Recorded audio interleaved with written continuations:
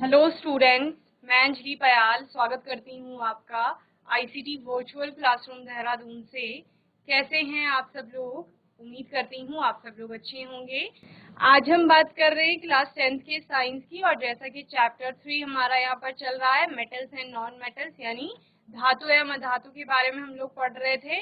बहुत सारी चीजें आपने यहाँ पर पढ़ ली थी, जैसे फिजिकल प्रॉपर्टीज क्या क्या हैं, धातु, आपकी फिजिकल स्टेट की बात करेंगे। मोस्टली सॉलिड स्टेट में आपको मिलेगा। लस्ट्रस शाइनिंग उसमें है, चमक है, एक धात्विक, मैलिएबल है, आपकी आघातवर्ध है धातु, तन्य है, डक्टाइल है यानी कि हार्डनेस, कठोर है आपकी। एक्सेप्शन आपको हर जगह मैंने बताए हैं, इसलिए उनको ध्यान में रखना है। कंडक्शन की बात करेंगे तो हीट और इलेक्ट्रिसिटी को कंडक्ट करता है। डेंसिटी बहुत ज्यादा होती है, यानी कि घनत्व, मेल्टिंग एंड बॉइलिंग पॉइंट, गलनांक और क्वथनांक बहुत ज्यादा उच्च होते हैं। अलॉय फॉर्मेशन की प्रॉपर्टी रखता है, यानी मिश्र धातु बनाता है। सोनोरस होता है, यानी रिंगिंग साउंड प्रोड्यूस करने की इसकी प्रॉपर्टी होती है, इसीलिए इसकी सारी रिंगिंग बेल्स बनती है। जैसे आपके स्कूल की घंटियां हो गई, मंदिर की घंटियां हो गई, ये सब मेटल और अलॉय से बनाई जाती है। ठीक है, तो इतने सारी चीजें आपने पढ़ ली थी। देन नॉन मेटल्स की बात की थी। फिजिकल स्टेट, सॉलिड के अलावा ये आपको गैसेस स्टेट में भी मिलेंगे, एक्सेप्शन भी मिलेगा यहाँ पर। देन कंडक्शन की बात करेंगे तो ये बैड कंडक्टर और पुअर कंडक्टर होता है इलेक्ट्रिसिटी और हीट का, या आप कुचालक जिसे बोलते हैं।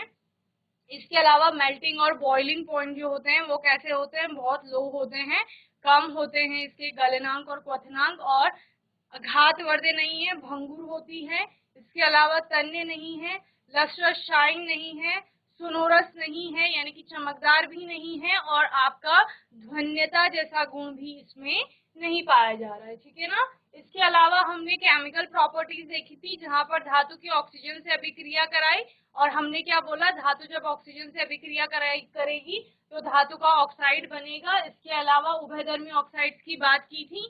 धातु के ऑक्साइड आपके क्षारीय प्रकृति के होते हैं जनरली, तो क्षार आपका अम्ल से अभिक्रिया करेगा, लवण और जल बनाएगा। लेकिन कुछ धातु के ऑक्साइड ऐसे होते हैं जो अम्ल के अलावा आपके क्षार से भी अभिक्रिया करते हैं और लवण और जल बनाते हैं, उनको उभयधर्मी ऑक्साइड कहा जाता है। जैसे एल्यूमिनियम का ऑक्साइड, जिंक का आप लोग पढ़ते हैं, टिन का पढ़ते हैं, और बेरिलियम हो गया, तो ये सारे उभयधर्मी ऑक्साइड्स आपके बनाते हैं। ठीक है ना।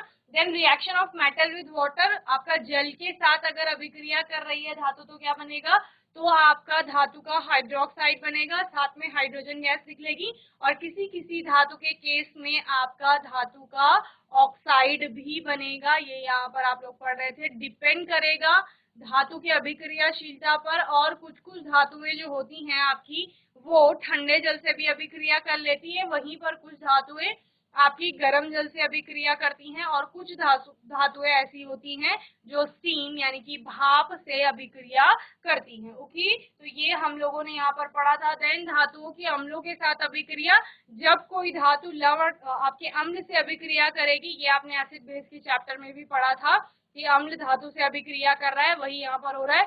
आपका धातु अम्ल से अभिक्रिया कर रही है, और अम्ल से अभिक्रिया करके लवण और हाइड्रोजन गैस बनाएगी।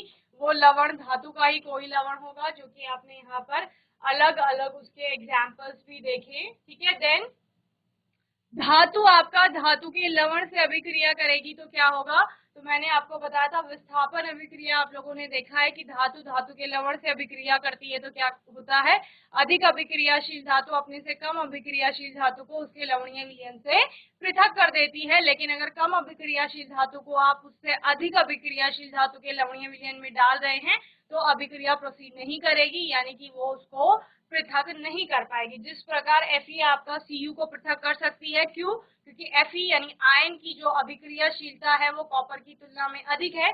लेकिन अगर आप FeSO4 के सोल्यूशन में Cu को डालेंगे तो Cu इसको पृथक नहीं कर पाएगा। क्यों, क्योंकि इसकी अभिक्रियाशीलता कैसी है, कम है। ओके, चलिए। देन आपने ये रिएक्टिविटी सीरीज देखी थी। धातु और अधातु के मध्य हम अभिक्रिया देख रहे थे कि कोई भी जो तत्व होता है वो उत्कृष्ट गैस या निकटवर्ती अक्रिय गैस के समान विन्यास प्राप्त करने की कोशिश करता है, और इस कोशिश या प्रयास में वो अष्टक को पूर्ण करता है, ये हम यहाँ पर पढ़ रहे थे। और धातुओं में इलेक्ट्रॉन त्यागने की प्रवृत्ति होती है और धनायन बनाते हैं, वहीं अधातुओं में इलेक्ट्रॉनों को ग्रहण करने की प्रवृत्ति होती है और वो ऋण आयन बनाते हैं। और चूंकि धन आयन और ऋण आयन बन गए हैं, दोनों के बीच आकर्षण होगा, एक बंध बनेगा, जिसको, क्योंकि आयनों के कारण बंध बना है तो उसको आयनिक बंध कहा जाता है, और आयनिक बंध के कारण बना हुआ यौगिक आपका आयनिक यौगिक कहलाता है। ठीक है, इतना आप लोगों ने यहाँ पर देखा था। एग्जाम्पल मैंने आपको NaCl का कराया था, ठीक है, सोडियम क्लोराइड, जिसमें सोडियम अपना एक इलेक्ट्रॉन क्लोरीन को दे रहा है और इसी इलेक्ट्रॉनों के लेन देन के कारण यहाँ पर आयनिक बॉन्ड बनेगा और ये पूरा आयनिक कंपाउंड फॉर्म होगा, जिसे कि आप सोडियम क्लोराइड कह रहे हैं। ठीक है, इसके अलावा ये आपने देखा था पोटेशियम क्लोराइड का मैंने आपको एक एग्जाम्पल कराया था, ठीक है, जहां पर पोटेशियम और क्लोरीन दोनों आपस में भी क्रिया कर रहे हैं। पोटेशियम का 19 होता है परमाणु क्रमांक, यानी उदासीन अवस्था में 19 ही उसमें इलेक्ट्रॉन होंगे, तो 4 की शेल बन जाएंगी, 2 8 8 1 का इलेक्ट्रॉन का वितरण वहां पर होगा शेल में। और क्लोरीन का आपको पता ही है 2 8 7 का होता है। ये एक इलेक्ट्रॉन जो है पोटेशियम इसको दान कर देगा और अपने सबसे बाह्यतम कोश में अष्टक पूरा कर लेगा। अब उसकी बाह्यतम कोश M वाली हो जाएगी, N वाली कोश हट जाएगी और वो इलेक्ट्रॉन यहाँ आ चुका है। क्योंकि पहले 7 आपके इलेक्ट्रॉन थे M में, अब कितने हो चुके हैं बच्चे? अब 8 हो चुके हैं, क्योंकि एक इलेक्ट्रॉन उसने यहाँ से ले लिया है और इस प्रकार से आयनिक बॉन्ड उसने फॉर्म कर लिया है। ठीक है, तो ये आपने यहाँ पर देखा था। इसके अलावा मैग्नीशियम क्लोराइड का एग्जाम्पल लेते हैं।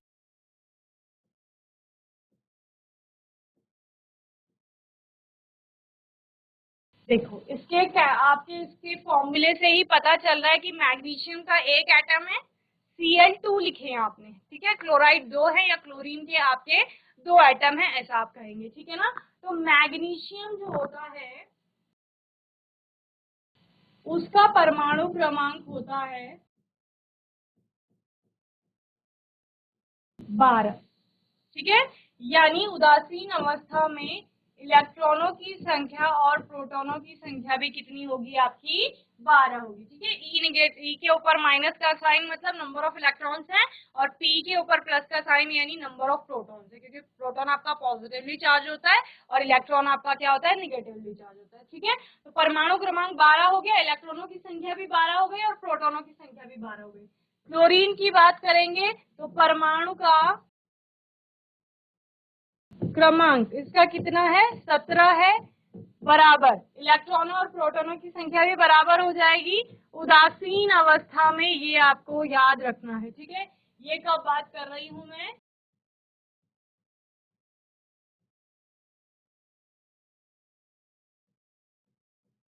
उदासीन अवस्था में, दोनों के लिए। ओके, चलिए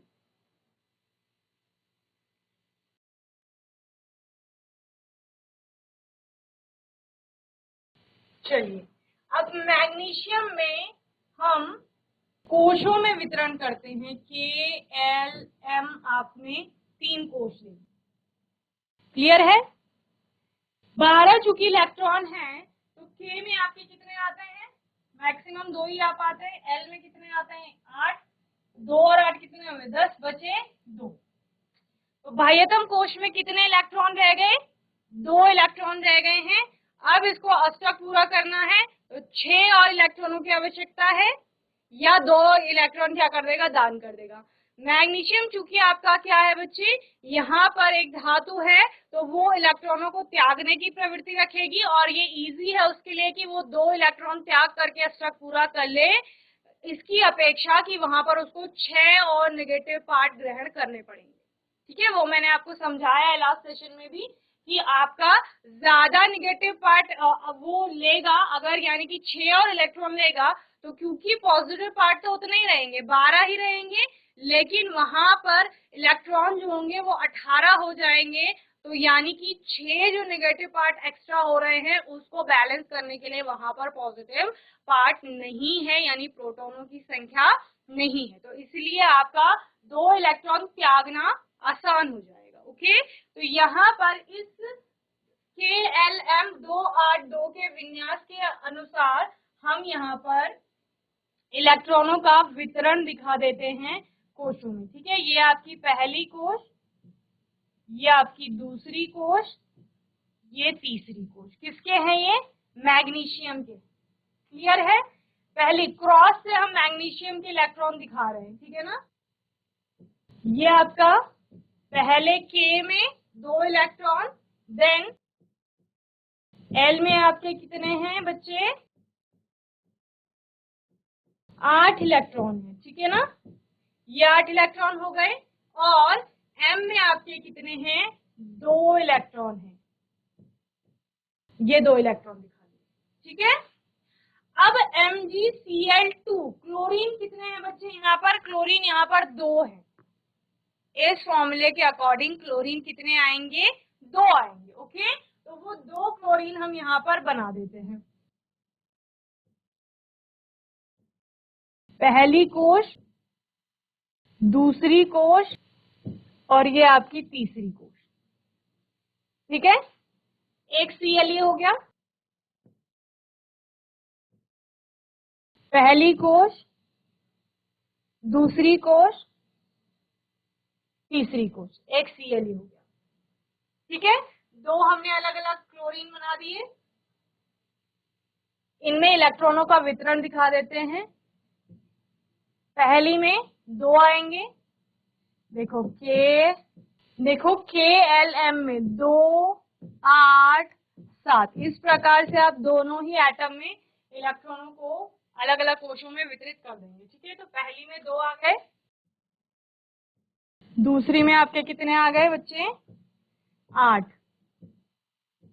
ठीक है। और लास्ट वाली में कितने आ गए? 7।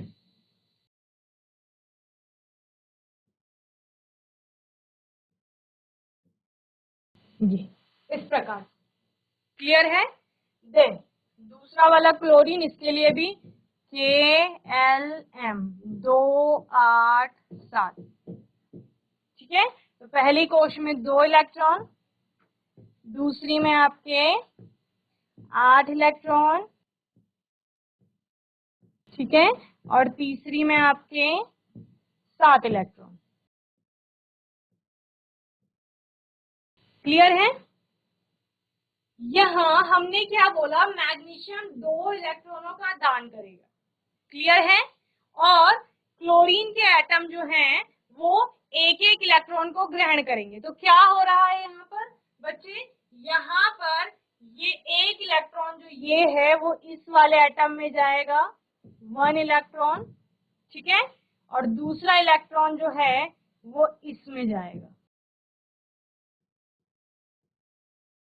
यानी इलेक्ट्रॉन आपका ट्रांसफर हो रहा है मैग्नीशियम से क्लोरीन के एटम, ठीक है। क्लोरीन के आपने 2 एटम दिखाए हैं, दोनों में एक एक इलेक्ट्रॉन आपका जा रहा है और जिसके कारण आयनिक बॉन्ड फॉर्म होगा, ठीक है ना।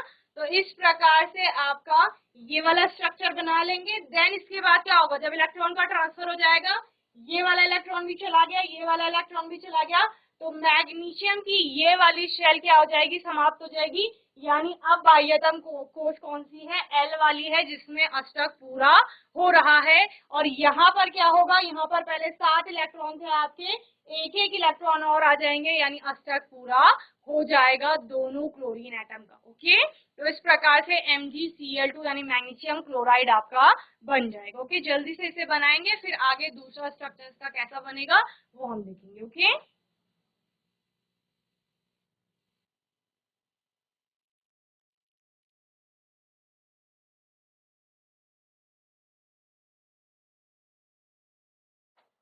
चलिए, तो इसके बाद क्या होगा? मैंने कहा ये एक एक इलेक्ट्रॉन यहाँ से ट्रांसफर हो जाएंगे, यानी मैग्नीशियम के आपके दोनों इलेक्ट्रॉन ट्रांसफर हो जाएंगे। वो दान कर देगा उनको, यानी डोनेट कर देगा। देन क्या होगा?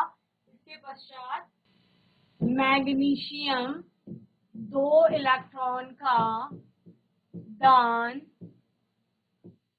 करता है या त्यागता है उनको, वह Mg2+ बनाता है, ठीक है। और क्या होगा?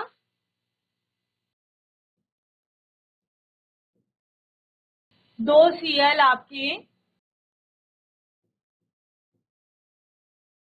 एक एक इलेक्ट्रॉन को ग्रहण करके Cl नेगेटिव बनाते हैं। ठीक है, अब क्या होगा, Mg2+, ठीक है, जहां पर ये आपका क्या है, नाभिक है, ये पहली कोश, ये दूसरी कोश, ठीक है ना। पहली कोश में 2 इलेक्ट्रॉन, दूसरी कोश में आपके 8 इलेक्ट्रॉन। ये किसका हो गया, ये Mg2+ हो गया। ठीक है, देन क्या हुआ, यहां पर आपका क्लोराइड के आयन थे,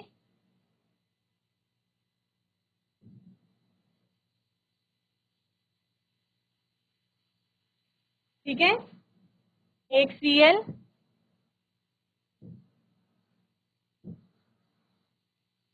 दूसरा Cl, ठीक है, इस प्रकार। तो क्या हुआ, मैग्नीशियम ने, देखिए यहाँ 3 कोश आपको दिख रहे थे, KLM, M वाली कोश समाप्त हो गई है, क्यों, क्योंकि उसने अपने दोनों इलेक्ट्रॉन दे दिए हैं M वाली कोश से। ठीक है, तो यहाँ पर KL ही रहेगा 2 8 का Mg2+ के लिए, और यहाँ क्या हो जाएगा बच्चे, KLM में 2 8 और एक और इलेक्ट्रॉन चूंकि यहाँ आया था तो 8 हो गया ये, और दूसरा KLM, दूसरे क्लोरीन में भी यही होगा, 2 8 8, तो यहाँ पर भी एक इलेक्ट्रॉन आपका एक्स्ट्रा आ गया है, तो इस प्रकार से आप उसको शो करेंगे। ठीक है ना, देन अब क्या होगा, यहाँ आप इलेक्ट्रॉनों को दिखाएंगे, पहली कोश में 2, दूसरी में 8,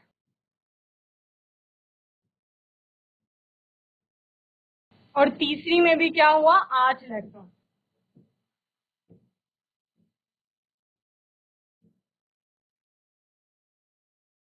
और ये क्रॉस वाला इलेक्ट्रॉन किसका है, मैग्नीशियम से जो आया, क्लियर। इसी तरह से फिर यहाँ पर भी आप 2 8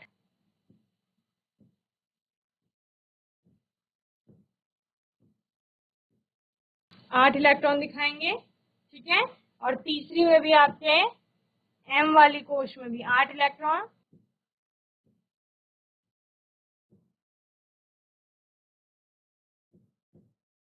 इस प्रकार से आप दिखाएंगे। तो ये वाला और ये वाला इलेक्ट्रॉन कहाँ से आया था, मैग्नीशियम से आया था, क्योंकि अब यहाँ पर एक इलेक्ट्रॉन आपका ज्यादा हो गया है, तो ये क्या हो गया है, Cl नेगेटिव, यहाँ पर भी एक इलेक्ट्रॉन ज्यादा है तो ये भी Cl नेगेटिव, ठीक है ना। तो इस प्रकार से यहाँ पर क्या फॉर्म हुआ, आपका आयनिक बॉन्ड,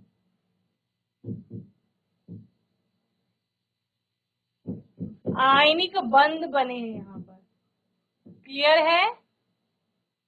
और आयनिक बंध बनने के पश्चात जो कंपाउंड बनेगा दोनों आयंस के डेवलप होने के बाद, वो क्या है आपका आयनिक कंपाउंड या आयनिक यौगिक उसको कहा जाएगा। ओके, जल्दी से इसको बनाएंगे, फिर हम आयनिक यौगिकों के गुणधर्मों की बात करेंगे। इस रिएक्शन को आप इस प्रकार से भी दिखा सकते हैं कि Mg था और Mg ने क्या किया, Mg2+ बना दिया, और ये कब बना, जब उसने 2 इलेक्ट्रॉन अपने निकाल दिए। ठीक है ना, अब ये 2 इलेक्ट्रॉन कहाँ जाएंगे, दूसरी जो आपकी रिएक्शन आएगी उसमें जो क्लोरीन था उसने आपका इन 2 इलेक्ट्रॉनों को ग्रहण किया, ठीक है, 2 क्लोरीन के एटम ने, और क्या बना दिया, Cl नेगेटिव बना दिया। क्लियर है,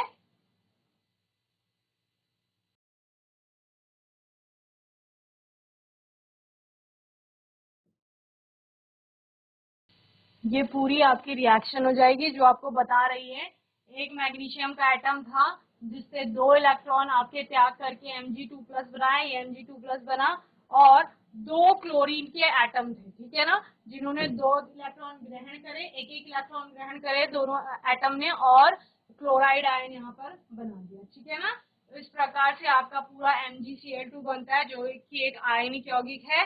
देन आयनिक यौगिकों के गुणधर्मों की बात करेंगे, तो आयनिक यौगिकों के बहुत सारे गुणधर्म होते हैं। ठीक है। सबसे पहले भौतिक प्रकृति की बात करेंगे।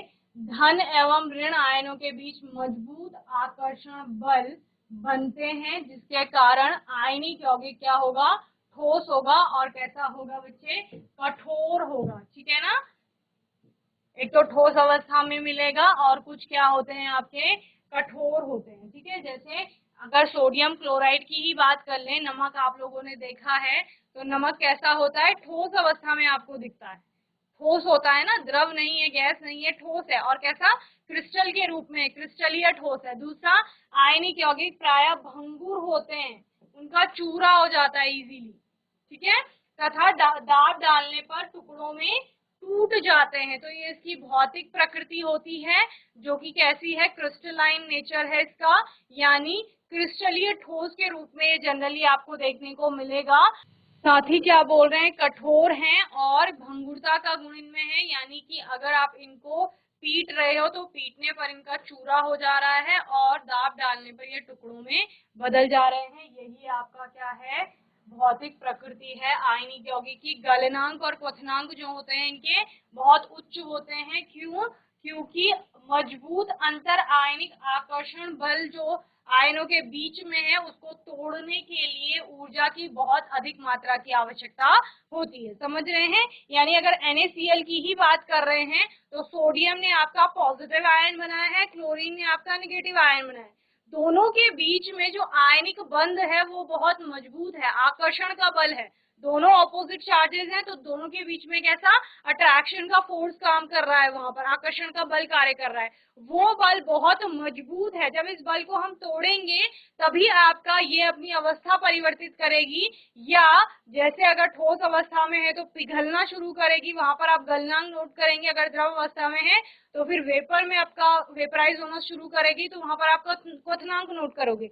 लेकिन यहाँ पर चूंकि उनके बीच में बहुत ज्यादा मजबूत आकर्षण बल है, इसीलिए उसको तोड़ने के लिए बहुत अधिक ऊर्जा या ऊष्मा की आवश्यकता होगी, जिसका मतलब है बहुत ज्यादा तापमान देना पड़ेगा। और बहुत ज्यादा तापमान का मतलब क्या है कि गलनांक और क्वथनांक कैसे हो जाएंगे आपके, अधिक हो जाएंगे, उच्च हो जाएंगे। ठीक है, घुलनशीलता की बात करेंगे तो वैद्युत संयोजक यौगिक जल में घुलनशील होते हैं तथा केरोसिन, पेट्रोल आदि जैसे विलायकों में अघुलनशील होते हैं। जैसे आपने नमक देखा है तो नमक जल में कैसा होता है, घुलनशील होता है। ठीक है, विद्युत चालकता की बात करते हैं तो आयनिक यौगिकों की जलीय विलयन में आयन विद्यमान होते हैं। जैसे सोडियम क्लोराइड की बात कर रहे हैं, जलीय विलयन बनाएंगे तो वहां पर आयन बन जाते हैं, आयन डेवलप हो जाते हैं।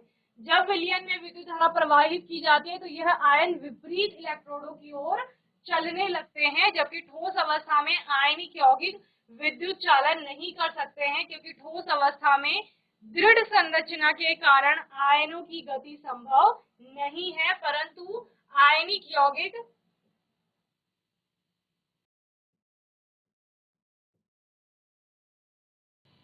आयनिक यौगिक गलित अवस्था में विद्युत का चालन करते हैं, क्योंकि गलित अवस्था में विपरीत आवेश वाले आयनों के बीच स्थित वैद्युत आकर्षण बल ऊष्मा के प्रभाव से कमजोर हो जाता है, अतः आयन स्वतंत्र रूप से गमन कर सकते हैं, अतः विद्युत का चालन करते हैं। क्या कहा जा रहा है इसमें, विद्युत का चालन यानी कि इलेक्ट्रिसिटी फ्लो होगी या नहीं होगी उस आयनिक यौगिक में, तो उन्होंने कहा ठोस अवस्था में नहीं होगी। क्यों, क्योंकि वहां पर आयन को चलने के लिए कोई भी मीडियम नहीं मिल रहा है। ठीक है ना, लेकिन अगर वही ठोस आपका जलीय विलयन में पाया जाएगा, जल में हम अगर नमक को मिला देंगे तो वहां पर क्या आयन डेवलप हो जाएंगे जल में डालते ही, और फिर क्योंकि आयन डेवलप हो गए तो वो अपने विपरीत इलेक्ट्रोडों की ओर क्या करेंगे, गमन करेंगे, जिससे क्या होगा, विद्युत का आपका चालन होगा। साथ ही अगर मोल्टन स्टेट में आपका वो जो भी वहां पर आयनिक यौगिक है वो पाया जा रहा है, तो गलित अवस्था में भी